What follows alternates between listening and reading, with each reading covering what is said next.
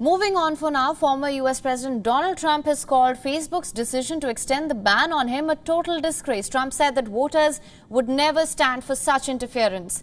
He added that free speech has been taken away by America's radical left. His statement came after a much-awaited verdict in which Facebook's oversight board upheld its suspension. The board, however, added that the indefinite suspension was wrong. It also added that the board must determine a proportionate response that is consistent with rules that applies to other users on the platform. The board gave Facebook 6 months to complete its review. Facebook has also asked the board to submit recommendations on how it should handle accounts of political leaders. Facebook indefinitely blocked Trump's access to his Facebook and Instagram accounts over concerns of further violence and unrest following the January 6th storming of the U.S. Capitol by Trump supporters. At the time of suspension, Facebook chief Mark Zuckerberg said that the risk of allowing the president to continue to use our service during this period are simply too great.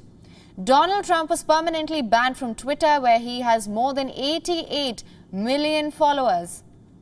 On Tuesday, Trump launched a new web page to share messages that readers can then repost on their social media accounts. And once again, going back to WION correspondent Rachel Silverman. Thank you so much for staying with us, Rachel. We know how Trump feels about the extension on this ban. However, Facebook has acknowledged that the indefinite suspension was wrong. They're also now looking to determine a proportionate response that applies to other users on the platform as well. How do you assess this? Well, the Facebook Oversight Board has said Facebook did the right thing by removing Trump's accounts, but it also criticized the company for not having transparent or clear standards about what type of conduct would merit an indefinite ban. So Facebook is going to have to get its act together to figure out exactly what its rules are, and then to make them known to people ahead of time so that it's not seen as the kind of company that's making rules willy-nilly whenever it feels like making rules, making the kind of rules that people don't know about ahead of time. That's what it's going to have to. That's what it's going to have to do in the next 6 months, as it also decides whether or not to continue the ban on former President Trump.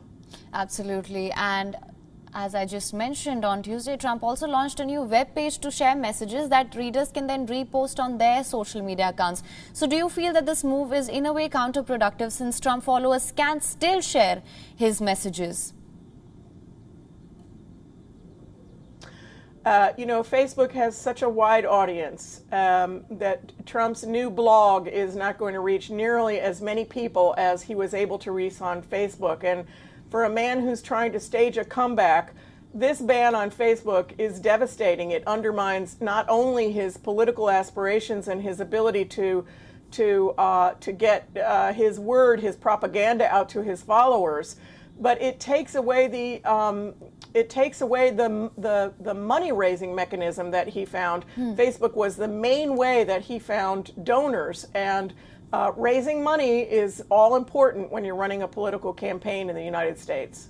That's a very important point there, Rachel. Thank you so much for your insight on that. WION is now available in your country. Download the app now. Get all the news on the move.